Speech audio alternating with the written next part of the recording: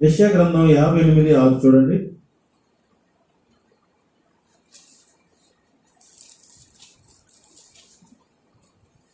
దుర్మార్గులు కట్టిన కట్లను విప్పుటయు, దుర్మార్గులు కట్టిన కట్టలను విప్పుటయు, కాడిమాను మోగులు తీయుటయు, ఆడుమాను మోకులు తీయుటయు, బాధింపబడిన వారిని విడిపించుటయు, బాధింపబడిన వారిని విడిపించుటయు, ప్రతి కాడిని విరగగొట్టుటయు, ప్రతి కాడిని విరగొట్టుటయు నేను ఏర్పరచుకున్న ఉపవాసము కదా. నేను ఏర్పరచుకున్న ఉపవాసము కదా.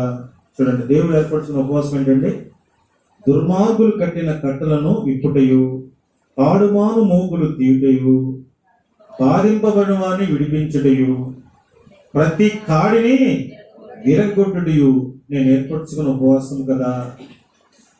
అంటే ఉపవాస ప్రార్థన ద్వారా ఎలాంటి కార్యాలు జరుగుతాయో ఇక్కడ దేవుడు తెలియజేస్తున్నాడు. దుర్మార్గుడు కట్టిన కట్లు అంటే సాతాను కట్టిన కట్లు. ఎన్ని సంవత్సరాలైన ఆ కట్ల నుంచి ఇప్పుడు ఒక వ్యక్తిని మంచమే పడుకోబెట్టి కట్లు కట్టారనుకోండి, కాళ్ళు చేతులు, అతను లేచి ఏమన్నా చిక్కగలడా? ఏం చేయలేడు, కట్లు కట్టున్నాయి. అలాగే సాతాను కొన్ని చెడలవాటు అనే కట్లు కడతాడు. ఆ చెడలవాటు నుంచి వాళ్ళు బయటికి రారు. ఎంతకాలమైనా అదే పరిస్థితి అన్నమాట. అదొకటి. తర్వాత దుర్మార్గులు కట్టిన కట్టు నుంచి విడిపించాలి. పాడుమాను మోకులను తీటయు. పాడుమాను మోకులు అంటే ఏంటి? సాతాను ప్రతి మనిషి మీద కాడి మోపేసి ఇక అతన్ని అటు ఇటు కదలకుండా బంధించేస్తాడు అనమాట. అటు వెళ్ళలేడు, ఇటు వెళ్ళలేడు. బాధింపబడిన వాడిని విడిపించుటయు, ప్రతి కాడిని విరగొట్టుటయు నేను ఏర్పరచుకున్న ఉపవాసం కదా. కానీ ఈ 4 కార్యాలు ఎవరు చేయగలరంటే దేవుడు మనకిచ్చిన దేవుని ఆత్మ చేయగలరు ఈ కార్యాలు. ఈ 4 కార్యాలు చేయే శక్తి ఎవరికి ఉంది? పరిశుద్ధాత్మకు ఉంది. అందుకని శక్తి చేతనైన బలము చేతనైన కాదు, కానీ నా ఆత్మ చేత సమస్త కార్యాలు జరిగిస్తాను. దేవుడు తను డైరెక్ట్ గా కొన్నిటికి వస్తాడు, కొన్ని తన ఆత్మ ద్వారా ఆయన కొన్ని కార్యాలు జరిగిస్తాడు. మరి మన న్యాయాధిపతి అయిన సంసోను తెలుసు మనందరికి.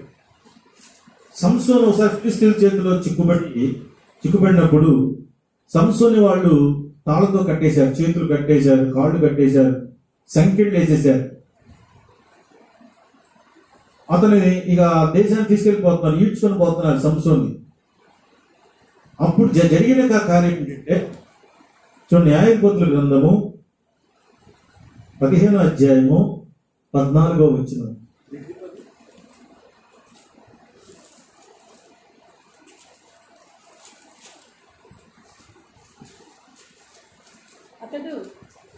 యెహోవా ఆత్మ అతని మీదకి బలంగా దిగి వచ్చినందున అతని చేతులకు కట్టబడిన తాళ్ళు అగ్ని చేత కాల్చబడిన జనపనార వలె నాయన.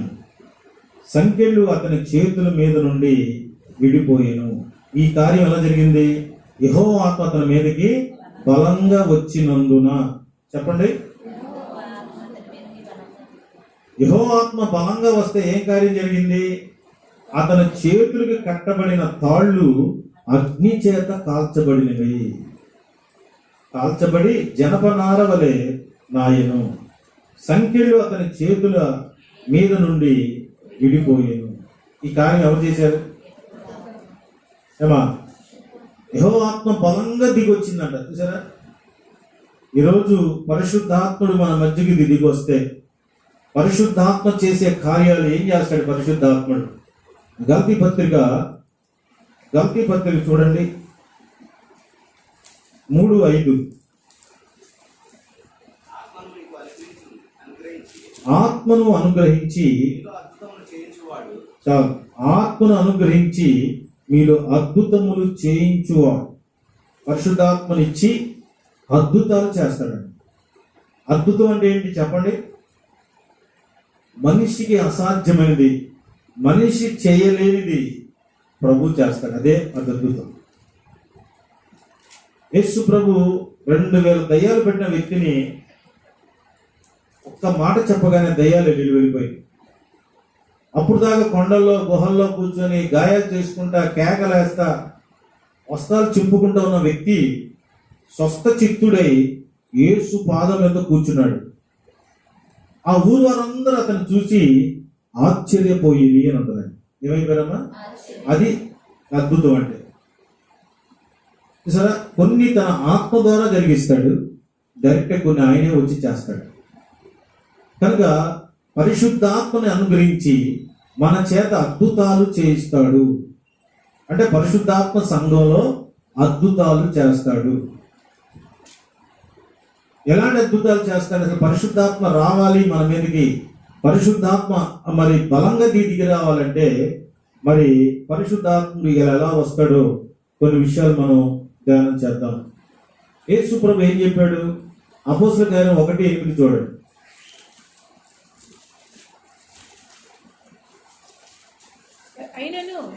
అయినను పరిశుద్ధాత్మ మీ మీదకి వచ్చినప్పుడు మీరు శక్తి నొందెదరు. చాలు. పరిశుద్ధాత్మ మీ మీదకి వచ్చినప్పుడు మీరు శక్తి నొందెదరు.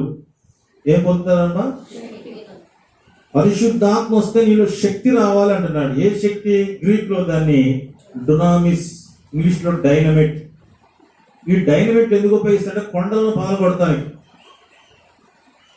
కొండలు పగలగొట్టేంత శక్తి మీ మీదకి వచ్చుద్ది. పేతురు గారు పరిశుద్ధాత్మతో నింపబడి వాక్యం చెబుతూ ఉండగా ఆ వాక్యం గుచ్చబడి పొడవబడి రాత్రి లాంటి హృదయాలు పగిలిపోయింది. వాళ్ళు వచ్చాడు, అయ్యారా రక్షణ ఉండకు మేము ఏం చేయాలి? వాళ్ళు గుచ్చబడి పొడవబడి, ఎందుకంటే అది ఆ శక్తి పరిశుద్ధాత్మ శక్తి లోపలికి వెళ్ళిపోయింది. అందుకే యాకోబు అంటాడు, లోపల నాటబడి మీ ఆత్మను రక్షించే శక్తి గల వాక్యమును సాత్వికముతో అంగీకరించుడి, మీ ఆత్మను రక్షించుద్ది. కనుక యేసు ప్రభు చెప్పిన మాట, శక్తి పొందుతారు. దేవుని ఆత్మ ఎప్పుడు వచ్చింది వాళ్ళ మీదకి, ఎలా వచ్చింది అని మనం చూస్తే అపోస్తలుల కార్యము 1:14 వీరందరూ వీరితో కూడా కొందరు స్త్రీలను యేసు తల్లి మరియయు ఆయన సహోదరులను ఏక మనసుతో చూడండి.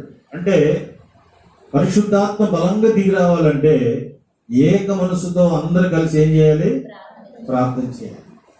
అర్థమైందా?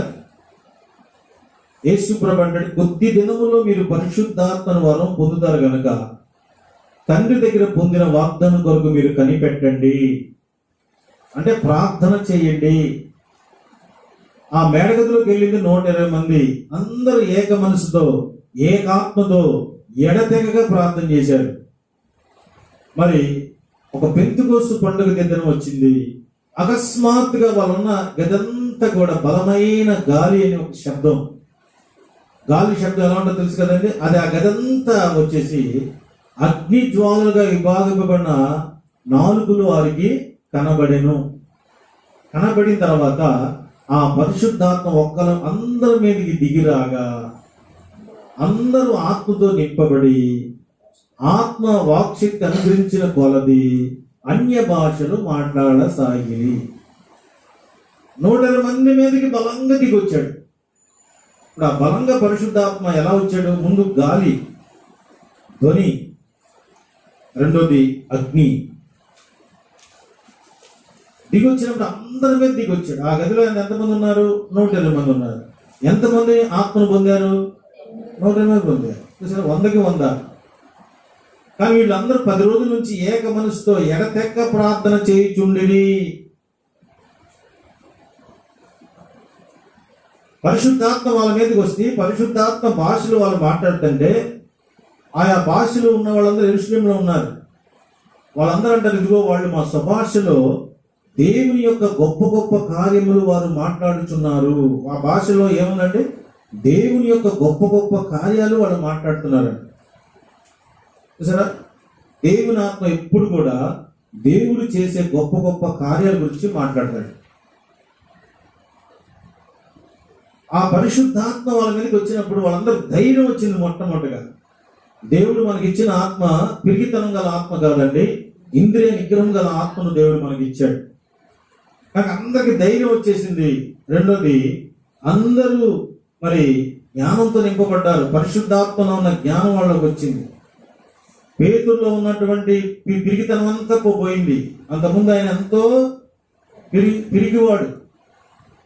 ఎప్పుడైతే పరిశుద్ధాత్మతో నింపబడ్డాడో ధైర్యం వచ్చేసింది ఆయనకి. ధైర్యంగా మాట్లాడుతున్నాడు.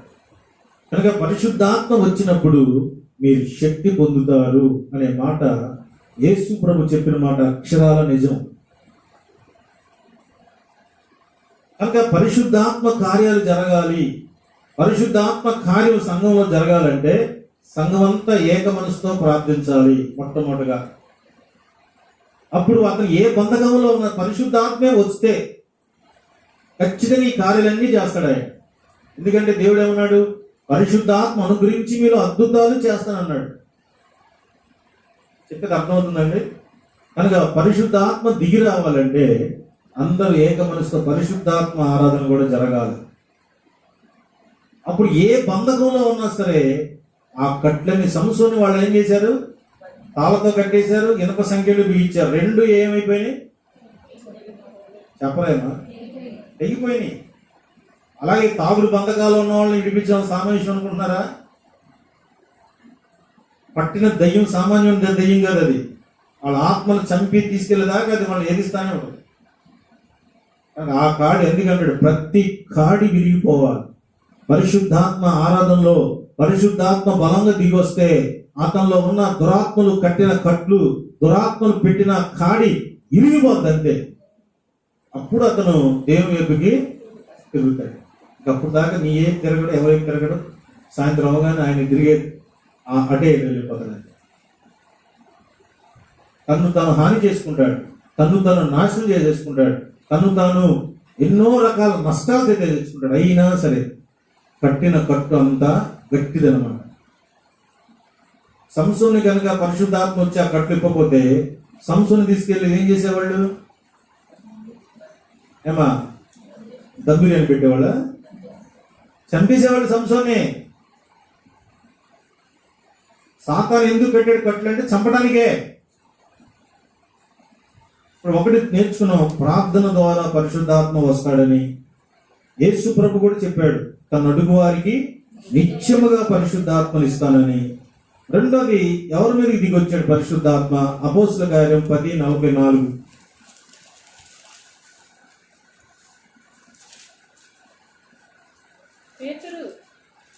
పేతురు ఈ మాటలు ఇంకా చెప్పుచుండగా అతని బోధ విన్న వారందరి మీదకి పరిశుద్ధాత్మ దిగి వచ్చెను. చూసారండి? ఈ కార్యం ఎక్కడ జరిగింది? కొర్నేలి ఇంట్లో జరిగింది. కొర్నేలికి దేవుడు దర్శనంలో చూపించాడు. ఇదిగో పేతురు వాళ్ళ ఇంట్లో ఉన్నాడు, చర్మకారుని ఇంట్లో ఉన్నాడు, సీమోను అనే చర్మకారుని ఇంట్లో. నువ్వు వెళ్ళి 2 మనుషులు పంపించి అతను తీసుకురమ్మని చెప్తాడు. దేవుడు అంటాడు, ఏ మాట చేత నీ కుటుంబం రక్షించబడుద్దో అది అతను చెప్తాడు. చూసారా? ఏ మాట చేత. ఎందుకని పేతురు గారి మాటలో ఏముంది? పరిశుద్ధాత్మ శక్తి ఉంది. అప్పుడు 2 మనుషుల్ని ఉపయోగి పంపించిన తర్వాత కొర్నేలు గారు ఏం చేశారంటే ఇల్లంతా శుభ్రం చేసుకొని తన బంధువులందరినీ పిలుచుకున్నాడు, ముఖ్యమైన స్నేహితులు పిలుచుకున్నాడు. మరి ఎదురు చూస్తున్నారు ఆసక్తితో, ఎప్పుడు పేతురు వస్తాడా, ఏ మాట చెప్తాడా, ఆ మాట విని మనం రక్షణ పొందాలి అని ఎదురు చూస్తున్నారు. పేతురు గారు రాగానే పరిగెత్తుకుంటూ వెళ్ళి మరి కొర్నేలి పేతురు పాదాల మీద పడ్డాడు. పేతురు గారు అంటాడు, నువ్వు నిలువు, నేను కూడా నీలాంటి మనిషినే, ఎందుకు నా మీద నువ్వు నా కాళ్ళ మీద పడతావు? ఏ సేవకుడు అయినా, ఏ విశ్వాసం, కొంతమంది హిందువులకి తెలియక కాళ్ళ మీద పడతారు. ఎందుకంటే వాళ్ళు గురువుల మీద, బాబాల కాళ్ళ మీద పడతారు కనుక పాస్టర్ గారిని కూడా వాళ్ళు అదే అనుకుంటారు. కానీ వెంటనే ఈ పాస్టర్ గారు ఏం చేయాలి? వద్దు, కాళ్ళ మీద ఒక దేవునికే నువ్వు నమస్కారం చేయాలని చెప్పాలి. కొంతమంది సేవకులకి బాగా ఇష్టంగా ఉంది, కాళ్ళ మీద వేసుకున్నారు, ఒకటి లాగి పడండి. ఎంత గొప్ప సేవకుడైనా వాక్య విరుద్ధమైన పనులు చేయకూడదు. పేతురు గారి కంటే గొప్ప వాళ్ళు ఎవరున్నారు? అపోస్తులుడు ఆయన మీదే సంఘం కట్టబడింది. అంతకంటే గొప్ప వాళ్ళు ఎవరున్నారు?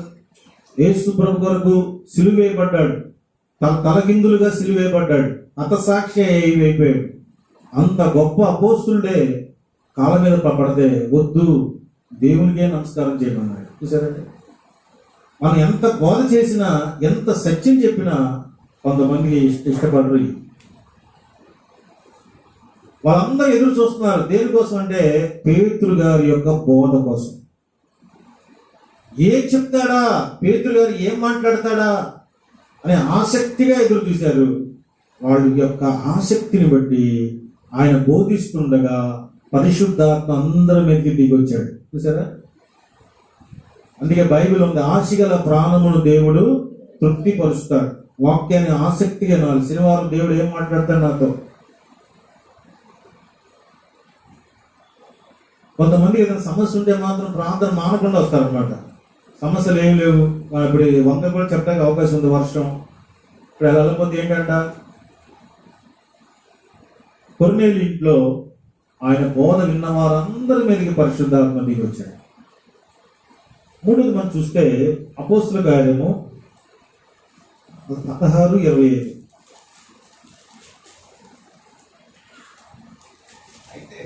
అయితే మధ్యరాత్రి వేళ పౌలును శీలయు దేవునికి ప్రార్థించుచు కీర్తనలు పాడుచుండిరి.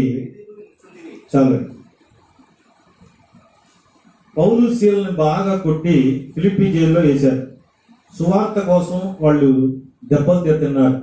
ఎన్ని దెబ్బలు కొడతారంటే 39 బెత్తంతో కొడతారు. చీలిపోయి వెనక చర్మం రక్తం కారేంతగా కొడతారు అనమాట. ఇద్దరిని బాగా కొట్టిన తర్వాత వాళ్ళు ఈడ్చికెళ్ళి ఫిలిప్పీ జైల్లో పడేశారు, రోమా జైల్లో. ఫిలిప్పీ జైలు ఎలా ఉంటాయంటే మురికిగా ఉంటాయి, చీకటిగా ఉంటాయి. పక్కన వాళ్ళు ఎలా ఉంటారు కూడా తెలియదు, అంత చీకటిగా ఉంటాయట, గట్టిగా చీకటిగా ఉంటుంది. వాళ్ళిద్దరిని లోన తోసేసి బోండాలు బిగించేశారు. జైలు అధికారికి ఆజ్ఞించారు జాగ్రత్తగా వాళ్ళని కాపలాగాయని. అర్ధరాత్రి వేళ పౌలు శీలలు ప్రార్థన చేయించు కీర్తనలు పాడిరి. చూసారా, ఆ సమయంలో కూడా వాళ్ళు మొట్టమొదటిగా ప్రార్థన చేశారు, రెండోది కీర్తన పాడారు, అంటే స్తుతించారు ప్రభువుని. కీర్తనలు స్తుతించగానే అకస్మాత్తుగా మహాభూకంపం కలిగింది. తర్వాత చెరసాల పునాదులు అదిరెను, తలుపులన్నీ తెరవబడెను, అందరి బంధకములు ఊడెను. అకస్మాత్తుగా మహాభూకంపం వచ్చింది. ఇది ఎవరి కార్యం? పరిశుద్ధాత్మ కార్యం. పరిశుద్ధాత్మ దేవుడు ఎందుకు వచ్చాడు అక్కడికంటే వీళ్ళు ఆరాధిస్తున్నారు. కీర్తన పాడుచుండిరి. ఏం పాడుతున్నారండి? కీర్తన పాడాల. ఇప్పుడు ఆ స్థితిలో ఎవరైనా కీర్తన పాడతారా? వాళ్ళకి భోజనం లేదు, బాగా కొట్టారు, 39 రక్తం దెబ్బలు, ఒళ్ళంతా చీలిపోయి రక్తం వస్తుంది, చీకట్లో తోసేశారు, చేతులకి బోండాలు బిగించేశారు, కటిక చీకట్లో ఉన్నారు. ఇలాంటి పరిస్థితుల్లో కూడా వాళ్ళు దేవునికి ప్రార్థిస్తూ కీర్తనలు పాడారు. వెంటనే దేవుడు మరి ఆయన ఆత్మతో సత్యముతో ఆరాధించే వాళ్ళ కొరకు ప్రభు వెతుకుతాడు కదా. వెంటనే ప్రభు ఆత్మ అక్కడికి వచ్చింది. దేవుని ఆత్మ వస్తే ఏం జరుగుతుందంటే అద్భుతం జరుగుతుంది. మహాభూకంపం కలిగింది. జైలు యొక్క పునాదులు అదిరెను, ద్వారాలన్నీ తెరవబడినాయి, అందరి బంధకాలు ఊడిపోయాయి. జైల్లో ఉన్న ఖైదీలందరూ విలుచుండిరి అన్నా కదా, వాళ్ళ బంధకాలు కూడా ఊడిపోయాయి. పరిశుద్ధాత్మ ఒక్కసారి వాళ్ళందరూ తాకగానే జైల్లో ఉన్న వాళ్ళందరికీ కూడా మారు మనసు అనుభవం వచ్చింది. మనం చాలా మీకు చెప్పగలంటే, దొంగలకు ద్వారాలు తెరవబడి సంఖ్యలు ఊడిపోతే ఒక్కడన్నా దొంగ ఉంటాడు లోన. దొంగలు చేసే పని ఏంటి? ఎలా పారిపోవాలా, ఆ గోడకి కన్నం పెట్టి వెళ్ళిపోతారు. అట్లాంటి బంధకాలు ఊడిపోయినాయి, ద్వారాలన్నీ తెరవబడినాయి, మహాభూకంపం వచ్చింది, ద్వారాలు చక్కగా తెలుసుకొని ఉన్నాయి, అందరూ వెళ్ళిపోవాలి. జైలు అధికారులు లేచి ద్వారాలు తెరవబడటం చూసి ఇక అందరూ వెళ్ళిపోయారు, ఖైదీలు అందరూ వెళ్ళిపోయారు, ఇక లాభం లేదు, నన్ను వాళ్ళు ఊరుకోరని కత్తి దూసుకోబెట్టాను, నన్ను చంపుకోపోయాడు. పౌలు గారు అంటాడు, నీకు నువ్వు ఏ హాని చేసుకోవద్దు, మేమందరం ఇక్కడే ఉన్నాము. చూసారా, వాళ్ళ బంధకాలు ఊని అంటే ఆ ఖైదీల యొక్క ఆధ్యాత్మికమైన సాతాను కట్టిన బంధకాలన్నీ ఏమైపోయినాయి? తెగిపోయిపోయి. పరిశుద్ధాత్మ మాత్రమే చేయగలదు ఆ కార్యం. పరిశుద్ధాత్మని ఆరాధన ఆరాధనలో దేవుని ఆత్మ బలంగా దిగొస్తే అతడు ఏ బంధకాల్లో ఉన్నా సరే ఆ బంధకాలు తెగిపోయి 4 కార్యాలు చేశాడు. వచ్చి మహాభూకంపం జరిగింది, జైలు పునాదులు అదిరిపోయినాయి, ద్వారాలు చెరసాల తలుపులన్నీ తెరవబడినాయి, అందరి బంధకాలు ఊడిపోయి. 4 కార్యాలు. పరిశుద్ధాత్మ వస్తే అద్భుతాలు జరుగుతాయి. అతను ఎంత బంధకంలో ఉన్నా సరే పరిశుద్ధాత్మ ప్రతి కాడిని ఏం చేస్తాడండి? ఎరగొట్టేస్తాడు. అందుకే వాక్యం ఉంటుంది కదా, ప్రభువే ఆత్మ, ప్రభు ఆత్మ ఎక్కడ ఉండునో అక్కడ స్వాతంత్రం ఉండును, ప్రతి బంధకం నుంచి నిన్ను విడిపిస్తా. కనుక పరిశుద్ధాత్మ ఆరాధన చేసే వాళ్ళ మీదకి ఖచ్చితంగా వస్తాడు. సౌలు, ఇశ్రాయేలు యొక్క మొదటి రాజు సౌలు. సౌలు ముందు అభిషేకించబడిన వ్యక్తి, కానీ తర్వాత దేవునికి విరుద్ధమైన పనులు చేస్తుంటే దేవుని ఆత్మ తన నుంచి బయటకు వెళ్ళిపోయి, దేవుని ఆత్మ వెళ్ళిపోయిన తర్వాత ఆ స్థలం పూర్తి చేయడానికి ఏమొచ్చిందండి? దురాత్మ, సాతాను ఆత్మ వచ్చి అతను నివాసం చేస్తాడు. సాతాను ఆత్మ వస్తే ఇతనికి ఏం జరుగుతుంది? సౌలుకి బాగా విలవిల్ల ఆడిపోవడం, నురుగు కారటం, పిచ్చి పిచ్చిగా మాట్లాడటం, చాలా బాధపడుతున్నాడు అంటాడు. అప్పుడు ఆ సైనికులు చూసి, అయ్యా రాజుగారు, మీరు సేద తీరడానికి ఎవరైనా సితార వాయించే వ్యక్తి ఉంటే సితార వాయించే వ్యక్తిని తీసుకొస్తాం, అతను అది వాయిస్తూ ఉండగా మీరు కొంచెం సేద తీరుతారేమో అని చూసినప్పుడు వాళ్ళకి దావీదు కంట్లో పడ్డాడు. దావీదు సితారాను చమత్కారంగా వాయించగలడు. సితారాన్ని చమత్కారంగా వాయించడమే కాదు, మంచి ఆత్మలో ఆరాధించగలడు. ఆ వరాన్ని సంపాదించాడు. అందుకే ఎప్పుడు దేవుని ఆయన అడుగుతూ ఉంటాడు, అయ్యా నేను వరాన్ని అడుగుతున్నాను, నేను దాన్ని వెతుకుచున్నాను. వరం అడగటమే కాదు, వరాన్ని పొందుకున్నాడు. దావీదు తీసుకొచ్చి సౌలు దగ్గర నుంచోబెడితే సౌలుకి దావీదుని చూడగానే ఇష్టం పుట్టిందంట. బాగున్నాడు మనిషి, చక్కగా సితార చక్కగా వాయిస్తున్నాడు. ఈయనకి దయ్యం పట్టినప్పుడల్లా బాగా వెనకబడిపోయి ఇలవెల్లా అడిగి అడిపోతున్నాడు. దయ్యం వచ్చి ఏం చేస్తుందండి? బాధ పెట్టుద్ది మనిషిని.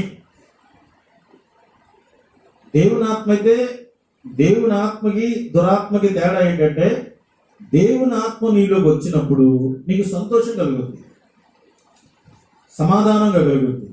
సాతాను ఆత్మ వచ్చినప్పుడు ఏం జరుగుద్ది? చెమటలు పట్టిపోయి ఒళ్ళంతా తుక్కు చేస్తుంది. అదే గుర్తు అనమాట. ఏదో ఒక బంధకంలో ఉన్నట్టుగా ఉంటావు, అది దయ్యం ఆత్మ. సౌలుకు పెట్టింది ఏ ఆత్మ? దురాత్మ, భయంకరమైన దురాత్మ. దావీదుని ఎందుకు తీసుకొచ్చారంటే, కేవలం అతను వాయిద్యం వాయిస్తాడు సితార, ఆయన సంగీతం విని కొంచెం సేవ తీయడానికి తీసుకొచ్చాడు. కానీ సితారా వాయిస్తూ ఈయన ఆరాధించాడు. చూసారా, సితారా తీసుకుని అతను వాయిస్తుండగా, ఆరాధిస్తుండగా దేవుని ఆత్మ బలంగా దావీదు మీదకి వచ్చింది. సౌలుకు పెట్టిన అదేమైపోయింది? దురాత్మ పారిపోవడమే కదండి, సౌలు బాగైపోయాడంట. ఒకసారి 1వ సమూయేలు 16:23. దేవుని యొద్ద నుండి దురాత్మ వచ్చి సౌలును పట్టినప్పుడల్లా దావీదు సితారాను చేత పట్టుకొని వాయింపగా దురాత్మ అతన్ని విడిచిపోయాను, అతడు సేదదీరి బాగాయను. సేదదీరి ఏమయ్యాడు? బాగయ్యాడు. అంటే ఈ సితార వాయిస్తే బాగైపోతాడా? దేవుని ఆత్మ రావటం వలన, ఆ ఆత్మ దావీదు మీదకి బలంగా దిగి రావడం వలన ఆ సాతాను గడు ఏమైపోయాడు? పారిపోవడం వల్ల ఇతను సేదదీరి బాగైపోయాడు. సరే, ఆరాధన చేస్తే ఆత్మతో సత్యముతో మనం ఆరాధించడం నేర్చుకుంటే పరిశుద్ధాత్మ నీ మీదకి బలంగా దిగి వస్తాడు. ఫస్ట్ ఎలా వచ్చాడు? ఏక మనసుతో ఏకాత్మతో ప్రార్థించినప్పుడు పరిశుద్ధాత్మ వచ్చాడు. ఆసక్తిగా బోధ విన్నవారి మీదకి పరిశుద్ధాత్మ దిగి వచ్చాడు. జైల్లో వాళ్ళు కీర్తన పాడుతూ ప్రభువుని ఆరాధించినప్పుడు పరిశుద్ధాత్మ దిగొచ్చాడు. దావీదు సితారా చమత్కారంగా వాయిస్తూ ప్రభువుని ఆరాధించినప్పుడు పరిశుద్ధాత్మ దిగొచ్చాడు. పరిశుద్ధాత్మ తండ్రికి అసాధ్యమైనది ఏది లేదు, యేసు ప్రభుకి అసాధ్యమైనది ఏది లేదు, ఆయన ఆత్మ కూడా అసాధ్యమైనది ఏది లేదు. తండ్రి సమస్తము చేయగలడు, కుమారుడు సమస్తము చేయగలడు, ఆయన ఆత్మ పరిశుద్ధాత్మ కూడా సమస్తము చేయగలడు. ఇశ్రాయేలు అరణ్య ప్రయాణంలో మాంసం తినాలనే ఆశ వచ్చింది వాళ్ళకి. ఎందుకంటే చాలా కాలం అయిపోయింది, మన్నా తింటున్నారు, ఆకుకూరలు, బీరకాయ, సొరకాయలు ఇది అంటున్నారు. ఎందుకో సడన్ గా ఇశ్రాయేలు మాంసాపేక్షుడు కనుక మాకు మాంసం కావాలయ్యా అని దేవుని అడిగితే, ఒక్కరోజు తింటాం చాలు, ఒక్కరోజు మాంసం పెట్టు మాకు, ఒక్కరోజు కాదు మీకు 4 రోజులు మాంసం ఇస్తానంటే. అంటే సరే, రాత్రి వాళ్ళు కూర్చొని మాట్లాడుకున్నారు, ఈ అరణ్యంలో దేవుడు మాంసం సిద్ధపరచగలడా? యెహోవాకు అసాధ్యమైనది ఏది అని తెలిసి కూడా ఇన్ని 30 లక్షల మందికి ఇంత మాంసం ఎక్కడ తేగలడేనా? సరే, ఈ వర్షంలో మనం వెళ్దాం, ఎక్కడ తేగలడని మీరు అడిగారు. కొంతమందికి ఏంటంటే ఊరినే పిచ్చి పిచ్చి మాట్లాడడం వాళ్ళ అలవాటు. తేగలడనే కదా మీరు అడిగారు, మరి ఇప్పుడు ఏమన్నారు ఎలా సిద్ధపరచగలడు అంటారండి. మళ్ళీ ఈ మాట విని యెహోవా కోపగించెను. సరే, కొన్నిసార్లు మన మాటలు విని దేవునికి ఏమొస్తుందండి? కోపం వచ్చేస్తుంది. ఏంటి వీళ్ళు మాట్లాడు అని తన సన్నిధిలో నుండి తూర్పు గాలిని పంపించాడంట. తూర్పు గాలిని పంపించినప్పుడు అది దేవుని ఆత్మే. తూర్పు గాలి అంటే దేవుని ఆత్మ, పరిశుద్ధాత్మ వెళ్ళి ఆయన ఎలా ఉంటే ఆయన కార్యంటే గాలిగా వస్తాడు, అగ్నిగా వస్తాడు, గడగడమని శబ్దంగా వస్తాడు. అలాగా గాలిగా వెళ్ళి ఎక్కడెక్కడ పూరీలు ఉన్నాయో సముద్రం దగ్గర, పూరీలు అంటే రెక్కలు గల పిట్టలు, కోళ్ళు అనుకోండి, కోళ్ళు లాంటి పిట్టలు వచ్చేసి ఇశ్రాయేలు పాలెమంతా టెంట్స్ వేసుకుని ఉన్నారు కదా, వీళ్ళు 30 లక్షల మంది టెంట్లు, వాళ్ళ ఇంటి ముందుకు వచ్చి అన్ని కూడా వాలిపోయినాయి. కొన్ని లక్షల పిట్టలు ఇంటి ముందు చూడగానే గొట్టలు వాళ్ళు దబవ లేచి అవన్నీ మరి ఒలుచుకొని వంట చేసుకుంటున్నారు. ఇన్ని లక్షలు ఎక్కడి నుంచి వచ్చినాయి? ఈ అరణ్యంలో మాంసం సిద్ధపరచగలడా? దేవుడు అంటాడు, 4 రోజులు మీకు ఇవ్వగలడు. 4 రోజులు కాదు, సంవత్సరం ఇవ్వగలడు. యెహోవాకు అసాధ్యమైంది ఏది లేదు. కానీ ఈ కార్యం ఎలా చేశాడంటే తూర్పు గాలి చేత. తూర్పు గాలి అంటే ఎవరు? దేవుని ఆత్మ. కనుక పరిశుద్ధాత్మ ద్వారా ప్రభు అద్భుతాలు చేస్తాడు. కానీ మన మధ్యకి దిగి రావాలి. ప్రభు మన మధ్యకి దిగి రావాలి అంటే మనం ఏక మనసుతో ఆరాధించాలి, ఏకాత్మ కలిగిన వారమై ఉండాలి, ఆ పరిశుద్ధాత్మని ఆహ్వానించాలి. ఆకాశంలో ఎక్కడో పావురం పైన తిరుగుతూ ఉంటుంది. పావురం, ఆ పావురం వచ్చి నీ దగ్గరికి రావాలి అంటే నువ్వేం చేయాలి? ఆ పావురం చూస్తూ ఉండగా గింజలు వేయాలి. బియ్యం కానీ ఏదో గింజలు వేస్తా ఉంటే వెంటనే రాదు పావురం, చూస్తుంది, బాగా తిరిగి చూస్తూనే ఉంటుంది. నువ్వు ఈ గింజలు వేయడం ముందు ఆ చెట్టు దగ్గర దిగుతుంది అనమాట. దూరంలో ఒక చెట్టు దగ్గర వచ్చింది, ఆ తర్వాత నెమ్మదంగా గోడ మీదకి వస్తుంది, నెమ్మదంగా కిందకి దిగుద్ది, దగ్గరికి అప్పుడు వచ్చి ఆ పావురం దింపడానికి అంత టైం పట్టింది. అలాగే దేవుని ఆత్మ దేనితో పోల్చబడింది? పరిశుద్ధాత్మతో పోల్చబడింది. నువ్వు ఆరాధిస్తుండగా పరిశుద్ధాత్మ వస్తాడు బలంగా మన మీద దిగుతాడు. దిగినప్పుడే ప్రతి కాడి ఏమైపోద్ది? ఇరిగిపోద్ది. ప్రతి కట్లు ఏమైపోతాయి? కానీ ఏవి రావాలిగా? ఆ కట్లు ఉన్న వ్యక్తి ఇక్కడ ఉండాలిగా. పరిశుద్ధాత్మ దిగే స్థలంలో కట్లు ఉన్న వ్యక్తి ఉండాలా లేదా? చర్చికే రాడు, ఎలా కట్లు పోతాయి? అందుకే చర్చికి రండమ్మా అంటే వస్తాంలే, రేపు వస్తాంలే, ఎల్లుండి వస్తాంలే. పరిశుద్ధాత్మ దిగినప్పుడు నువ్వు ఉంటే, నువ్వు ఏ కట్టలో ఉన్నా, ఏ బంధకాల్లో ఉన్నా ప్రభు నిన్ను విడిపిస్తాడు.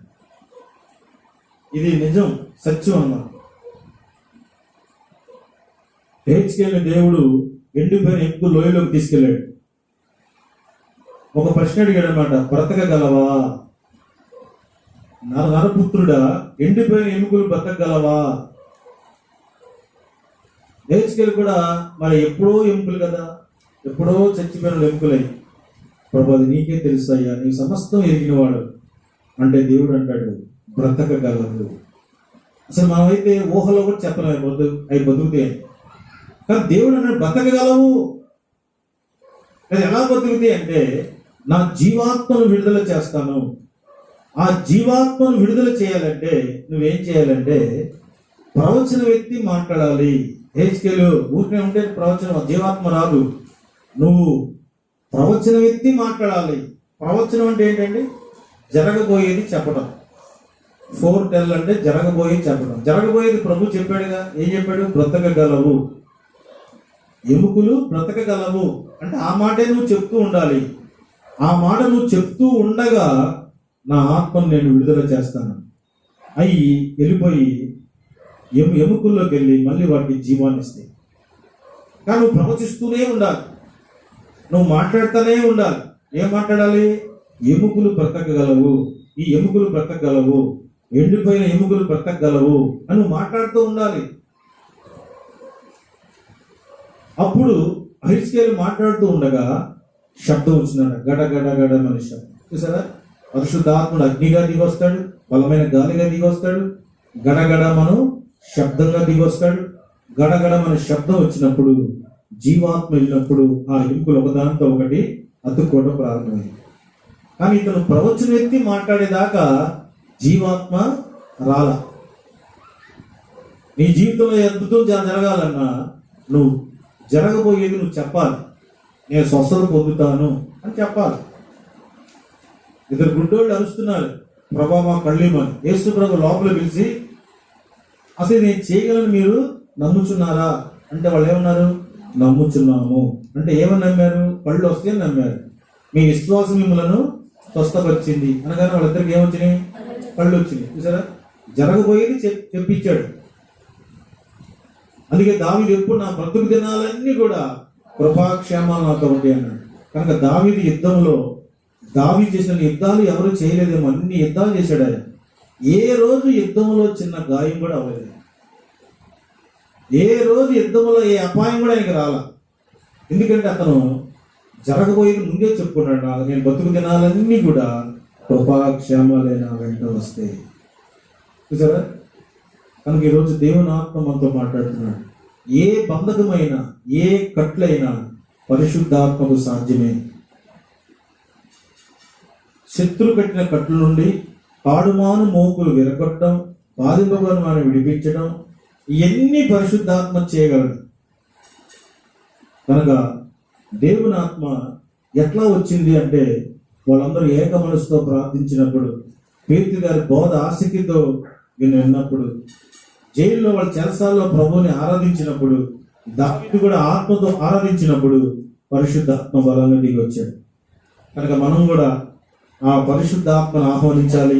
ఆ పరిశుద్ధాత్మ వచ్చి మన మధ్య అద్భుతాలు చేయించువాడు. ఎవరు చేస్తారు అద్భుతాలు? దేవుడే తన ఆత్మ చేత మన మధ్య గొప్ప కార్యాలు, అద్భుతాలు జరిగిస్తారు.